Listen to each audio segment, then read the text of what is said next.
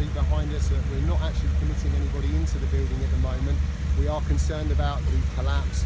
I can confirm that all of the floors have collapsed in the buildings, and so that is a major concern of ours. The gas services are currently being looked at by the gas company. Once those are isolated, then we may be able to make action to try and extinguish the rest of the fire. At the moment, we can't carry on doing that. As I said, crews have worked tirelessly throughout the night to stop the fire spreading to other parts of to other buildings in the high street. Laura, Ashley and Costa are two of those that we've managed to get into and stop the fire spreading. As you can appreciate, these old Tudor buildings have been around a long time and they don't have the fire protection that modern buildings have. Therefore, the complexity of them has been a real issue for us, and it's been, as I said, a very difficult and challenging incident. However, what I would like to say is crews are going to work as tirelessly as they can in very, very difficult and challenging conditions to try and get this area back to normal as quickly as possible. Okay, the key issue for us at the moment is obviously public safety.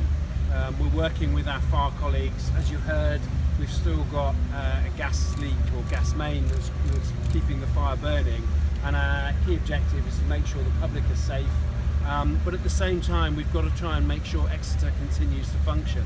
So we're trying to limit the extent of the cordons so we can allow people to open shops where they can, but at the same time we're reviewing it to make sure the cordons are exactly as they should be and we're not putting anybody at risk.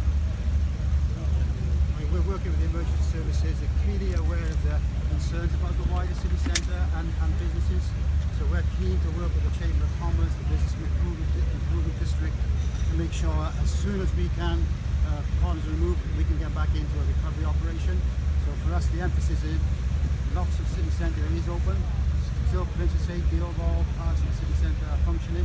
So as soon as we get the message that we can then move in, our recovery operation. Well, it's a very sad day for Exeter, but I think the emergency services have to be congratulated on what the good work they're doing. And we just have to be guided by them so we can all move back in safely in the businesses. I know businesses have a concern, but they just have to be patient and wait till the time when we can actually move back in, clear up the area.